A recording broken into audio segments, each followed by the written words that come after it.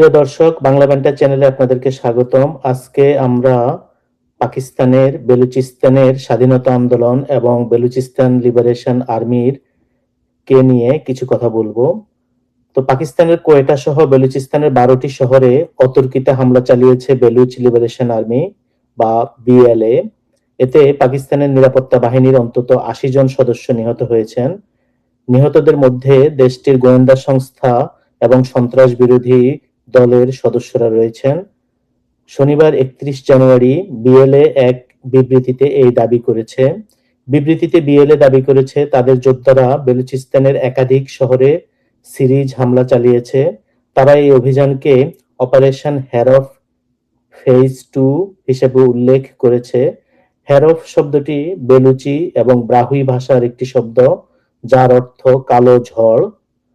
পাকিস্তান 2006 সালে নিষিদ্ধ ঘোষিত এই সংগঠনের দাবি তারা 12 ঘন্টা ব্যাপী ইসলামাবাদের নিরাপত্তা বাহিনী প্রশাসনিক স্থাপনায় হামলা চালিয়েছে।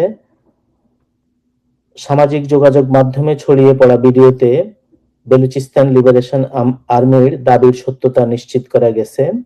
বেলুচিস্তান মূলত দক্ষিণ পশ্চিম পাকিস্তানের বৃহত্তম প্রদেশ, যা দেশের মোট আয়তনের প্রায় 44% জুড়ে বিস্তৃত। এটি দক্ষিণ পশ্চিম এশিয়ার একটি ঐতিহাসিক অঞ্চল, যার অংশবিশেষ ইরান এবং আফগানিস্তানেও বিস্তৃত। এর পশ্চিমে ইরান, উত্তরে আফগানিস্তান এবং দক্ষিণে আরব সাগর অবস্থিত। বৈষম্য আর শোষণের অভিযোগে পাকিস্তানের সবচেয়ে বড় প্রদেশ বেলুচিস্তানের স্বাধীনতার দাবিতে 1 দশকেরও বেশি সময় ধরে সশস্ত্র সংগ্রাম করে আসছে বিএলএ। বালুচ লিবারেশন আর্মিকে মার্কিন যুক্তরাষ্ট্রের সন্ত্রাসবাদী গোষ্ঠী আখ্যা। স্বাধীন বালুচিস্তানের স্বপ্ন ভঙ্গ। ট্রাম্প প্রশাসন সম্প্রতি বালুচ লিবারেশন আর্মিকে সন্ত্রাসীদের সংগঠন বলে চিহ্নিত করেছে। 2025 সালের আগস্ট মাসে জেনারেল আসিম মুনিরের মার্কিন সফরের সময় এই ঘোষণা যথেষ্ট তাৎপর্যপূর্ণ বলে অনেকেই মনে করছেন।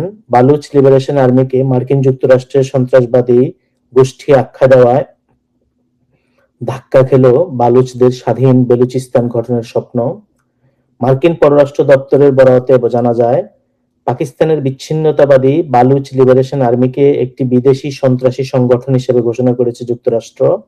এর আগে 2019 সালে বিএল এর আরেক শাখা মাজিদ ব্রিগেডকেও সন্ত্রাসী সংগঠন হিসেবে চিহ্নিত করে ওয়াশিংটন। মার্কিন পররাষ্ট্রমন্ত্রী মার্কো রুবিও জানান, পাকিস্তানে বেশ কয়েকটি আক্রমণাত্মক হামলার জেরেই এই পদক্ষেপ নেওয়া হয়েছে। 2024 সালে করাচি এবং গোয়াদরের কাছে আত্মঘাতী হামলার দায় স্বীকার করেছিল বিএলএ এবং 2025 সালের মার্চ মাসে জাফর এক্সপ্রেস ছিনতাইয়ের কথাও স্বীকার করেছে দলটি। সেই হামলায় 31 জন নিহত হয়েছিল। পণবন্দি করা হয়েছিল 300-এরও বেশি যাত্রীকে। এরপর একের পর এক পাক সেনার কনভয়ে হামলা করেছে তারা। কয়েক সপ্তাহ আগে যেমন কালাত এবং কোয়েটাতে দুটি বড়সড় হামলা চালায় বালুচ লিবারেশন আর্মি। সেই হামলায় 29 জন পাকিস্তানি সেনার মৃত্যু হয়। এখন বালুচ লিবারেশন আর্মিকে মার্কিন যুক্তরাষ্ট্রের সন্ত্রাসবাদী গোষ্ঠী আখ্যা দেওয়ায় ধাক্কা খেল বালুচদের স্বাধীন বালুচিস্তান গঠনের স্বপ্ন। 2000 সালে আত্মপ্রকাশ করে বালুচ লিবারেশন আর্মি। পাকিস্তানের বিরুদ্ধে বঞ্চনা ও বৈষম্যের অভিযোগে সরব বালুচেরা। তাদের অভিযোগ, বিদেশি শক্তির সহায়তায় তাদের বঞ্চনা করছে পাকিস্তান সরকার। ওদিকে পাক সরকারের পাল্টা অভিযোগ, বালুচদের জঙ্গি নাশকতামূলক কার্যকলাপে ভারতের মদদ রয়েছে, যদিও সেই অভিযোগ খারিজ করে দিয়েছে নয়াদিল্লি। বালুচিস্তানের সংগ্রামের ইতিহাস। ব্রিটিশ আমল। পাঞ্জাবিদের শাসন করো, সিন্ধিদের ভয় দেখাও, পশতুদের টাকা দিয়ে কিনে নাও, আর বালুচদের সম্মান করো। ব্রিটিশরা এই নীতিতেই ভারতবর্ষ শাসন করত। তারা জানতো সব জাতিগোষ্ঠীকে একই নিয়মে বসে আনা যায় না। বিশেষ করে দুটি গোষ্ঠীকে নিয়ে তাদের মাথা ব্যথা ছিল সবচেয়ে বেশি, পশতু আর বালুচ। তাদের দমানো সহজ নয়। তারা জন্মগতভাবেই বিদ্রোহী, কারো শাসন মানতে চায় না। ব্রিটিশরা প্রথমে চেষ্টা করেছিল শক্তি দিয়ে দখল করতে, কিন্তু 1842 সালে কাবুল থেকে তাদের সৈন্যরা লজ্জাজনকভাবে পিছু হটে আসে। আফগান যুদ্ধের সেই হার তাদের চোখ খুলে দিল। বুঝতে পারলো শুধু লাঠির জোরে পশতু ও বালুচদের দমিয়ে রাখা সম্ভব নয়। তাই তারা কৌশল বদলালো, যুদ্ধের বদলে চুক্তি করলো, মোটা অঙ্কের ভাতা দিল, তাদের ব্যবসা বাণিজ্যে নিরুৎসাহিত করলো, বাধা দিল। এক গোত্রকে আরেক গোত্রের বিরুদ্ধে লাগিয়ে দিল, সেই ডিভাইড অ্যান্ড রুল পলিসি, ভাগ করে শাসন করো, সবকিছু মিলিয়ে এমন এক চাল চাললো যাতে গোষ্ঠীগুলো নিজেরাই নিজেদের সঙ্গে লড়তে থাকে, ব্রিটিশদের দিকে নজর না দিতে পারে। কিন্তু ব্রিটিশরা এই গোষ্ঠীগুলি যে শক্তিধর, তাদের মানসিকতা যে অন্যান্য গোষ্ঠীর চেয়ে আলাদা, সেটা পুরোপুরি অস্বীকার করেনি। বরং তারা বলল, এই জাতগুলো যুদ্ধ করতে ভালোবাসে, লড়াই এদের রক্তে মিশে আছে, তাই আমরা এদের আমাদের জন্য লড়াইয়ে নামাই। এভাবে তৈরি হলো পশতুদের নিয়ে পাঠান রেজিমেন্ট আর বালুচদের নিয়ে বালুচ রেজিমেন্ট। পশতু আর বালুচ এই দুই জাতের মানুষই কঠোর নিয়ম কানুন মানে, তবে তাদের মধ্যে পার্থক্যও আছে। পশতুনদের কাছে ধর্ম সবচেয়ে বড়, ধর্মের জন্য তারা জীবন দিতেও রাজি। আর বালুচদের কাছে সবচেয়ে গুরুত্বপূর্ণ তাদের নিজেদের ভূমি, নিজের গোত্র আর নিজের সর্দার। তাদের কাছে এই তিনটি পরম সত্য। এদের মধ্যে বালুচদের সামলানো পশতুনদের তুলনায় কিছুটা সহজ ছিল। ব্রিটিশরা বুঝতে পারলো গোত্র প্রধান বা সর্দারদের খুশি করতে পারলে গোটা গোত্রকে নিয়ন্ত্রণ করা যাবে। তাই তারা কিছু প্রভাবশালী বালুচ সর্দারকে সম্মানী দিল, যেমন কালাতের খান। তার ক্ষমতা বাড়িয়ে দেওয়া হলো যাতে তিনি অন্য বালুচ সর্দারদের বশে রাখতে পারেন। এছাড়া একটা সুবিধা ছিল, তা হলো বেলুচিস্তানের ভৌগোলিক অবস্থান। অঞ্চলটা বিশাল, মরুভূমি আর পাহাড়ে ঘেরা, কোথাও কোথাও যেতে কয়েকদিন লাগে। ফলে এই বিচ্ছিন্ন এলাকায় কেউ কি করছে ব্রিটিশদের সেদিকে তেমন নজর দিতে হয়নি। বরং তারা একটা সহজ কৌশল নিল, তোমরা নিজেরা নিজেরা থাকো, কিন্তু আমাদের বিরোধিতা করো না। এই নীতির জন্য তারা বালুচদের অনেক ছাড় দিল, যেমন তাদের অনেক এলাকা প্রশাসনের বাইরে রাখা হলো, মোটা অঙ্কের অনুদান দেওয়া হলো, এমনকি প্রয়োজনে অস্ত্রও দেওয়া হলো। কিন্তু এসবের মধ্যেও কিছু সর্দার ছিলেন যারা ব্রিটিশদের চোখে চোখ রেখে কথা বলতেন। বিশেষ করে মাররি, বুগতি গোত্রের সর্দাররা কখনোই পুরোপুরি ব্রিটিশদের বশে আসেননি। তারা ছিলেন চিরকাল স্বাধীন চেতা লড়াকু। কিন্তু এটাও নতুন কিছু নয়। এই অঞ্চলের শত শত বছর ধরেই বিদ্রোহ চলে আসছে, লড়াই চলছে। ব্রিটিশরা শুধু সেই পুরনো যুদ্ধটাকে নিজেদের স্বার্থে নতুন করে মোড় দিয়েছিল। পাকিস্তান আমল। 1947 সালে পাকিস্তানের স্বাধীনতা ব্রিটিশদের পুরনো শাসন কৌশল এক ধাক্কায় উল্টে দিল। নতুন দেশ, নতুন শাসন ব্যবস্থা, নতুন নিয়ম কানুন, সবকিছুই বদলে গেল। পাকিস্তানের গণতন্ত্রের একটা পরীক্ষা শুরু হলো, আর তার সঙ্গেই বদলে গেল ক্ষমতার ভারসাম্য, নীতি আর সম্পর্কের ধরন। বালুচদের সম্মানবোধ প্রবল, কিন্তু পাকিস্তান নিজেদের ভুল স্বীকার করাটা ভয়ানক দুর্বলতা মনে করে। এই অবস্থা চলতে থাকে ফলে তাহলে সামনের দিকে অস্থিরতা আরো বাড়বে, এতে সন্দেহ নেই। এর মধ্যেই বালুচদের মনে নতুন একটা ভাবনা মাথাচাড়া দিল, তাদের সম্মান, স্বাধীনতা আর অস্তিত্ব কি পাকিস্তানের হাতে চলে যাচ্ছে? বালুচ জাতীয়তাবাদ তখনও খুব শক্তিশালী ছিল না, কিন্তু আঞ্জুমানি ইত্তিহাদি বেলুচিস্তান বা পরে কালাত স্টেট ন্যাশনাল পার্টির মতো সংগঠন বালুচদের মধ্যে নিজেদের আলাদা পরিচয়ের ভাবনা জাগিয়ে তুলেছিল। এরপর একটি ঘটনা সবাইকে সন্দিহান করে তুলল, স্ট্যান্ড স্টিল এগ্রিমেন্ট।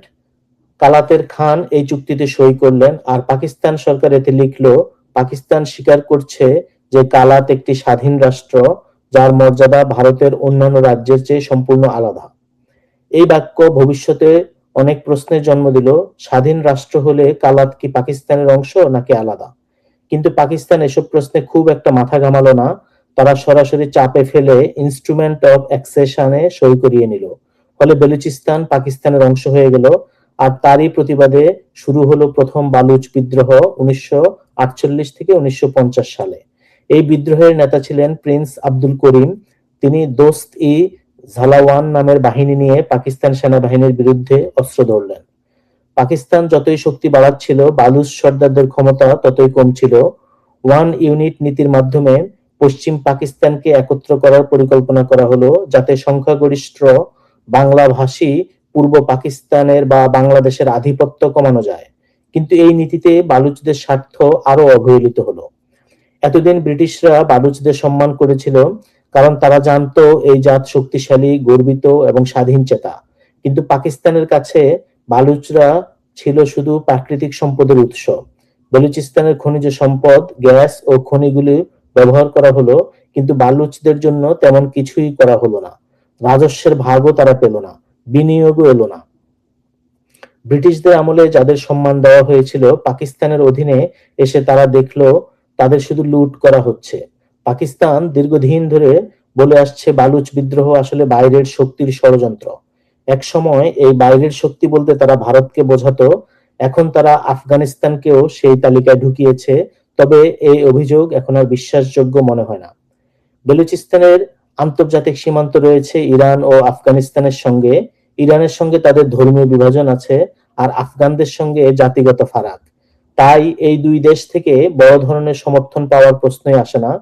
বালুচদের প্রবাসী গোষ্ঠীও খুব শক্তিশালী নয়, আর মধ্যপ্রাচ্যের আরব দেশগুলো তাদের বিশেষ পাত্তা দেয় না, কারণ তাদের আন্দোলনে ধর্মীয় কোনো রং নেই। ফলে এটা পরিষ্কার বালুচদের বিদ্রোহ পুরোটাই পাকিস্তানের হাতেই তৈরি। বালুচদের প্রতি পাকিস্তান রাষ্ট্রের অবহেলা, দমন নীতি আর নিপীড়নের ফল। বেলুচিস্তান লিবারেশন আর্মি বা বিএলএ আন্তর্জাতিক দৃষ্টি আকর্ষণের চেষ্টা করছে, এতে কিছুটা হলেও ফল হবে। অন্যদিকে পাকিস্তান বরাবরের মতো এটিকে সন্ত্রাসবাদ বলেই চালিয়ে দেবে, যেমন খাইবার পখতুনওয়াঙ্কা বা পশতুন বা বেলুচিস্তানের প্রতিটি বিদ্রোহের পরে করে থাকে, কিন্তু নিজেদের দায় স্বীকার করবে না। পাকিস্তান রাষ্ট্র বরাবরই আত্মপ্রতারণার মধ্যে বাস করে। নিজেদের ভুল নীতির কারণে যেসব সমস্যা তৈরি হয়েছে সেগুলোর জন্য কখনো নিজেদের দায় স্বীকার করেনি। নিজেদের অযৌক্তিক সিদ্ধান্তের কারণে তারা দানব তৈরি করেছে, কিন্তু সেটাকে স্বীকার করার সৎ সাহসও তাদের নেই। যদি পাকিস্তান এই সমস্যার মূল কারণ খুঁজে না দেখে, তাহলে গতকালকে বাস, আজকে ট্রেন, কাল হয়তো কোনো উড়োজাহাজ, এমন ধারাবাহিক বিপর্যয় রূপ নেবে বেলুচিস্তানের আন্দোলন। আফগানিস্তান ও ইরানের সীমান্তবর্তী এলাকায় দীর্ঘদিন ধরে সক্রিয় থাকা বেশ কয়েকটি বিদ্রোহী গোষ্ঠীর মধ্যে বেলুচিস্তান লিবারেশন আর্মি সবচেয়ে শক্তিশালী। এই অঞ্চলটি খনিজ সম্পদে সমৃদ্ধ, গোয়াদার সমুদ্র বন্দর এবং অন্যান্য প্রকল্পে বেইজিং এর বিনিয়োগের আবাসস্থল। বেলুচিস্তান পাকিস্তানের প্রাকৃতিক গ্যাস, সোনা, তামা এবং কয়লা সহ বিভিন্ন খনিজ সম্পদে অত্যন্ত সমৃদ্ধ একটি প্রদেশ। এখানে বিশ্বের অন্যতম বৃহত্তম সোনা ও তামার মজুদ রয়েছে বলে ধারণা করা হচ্ছে। ফলে পাকিস্তান সহজে বেলুচিস্তানকে হারাতে চাইবে না। ইতিহাস আমাদের দেখিয়েছে বালুচদের সম্মান বোধ কতটা প্রবল, কিন্তু পাকিস্তান কখনোই ইতিহাস থেকে শিক্ষা নেয়নি। নিজেদের ভুল স্বীকার করাটাই তাদের কাছে ভয়ানক দুর্বলতা বলে মনে হয়। আর যদি এই অবস্থা চলতে থাকে, তাহলে সামনের দিনগুলিতে অস্থিরতা আরো বাড়তে থাকবে, এতে কোনো সন্দেহ নেই। Thank you.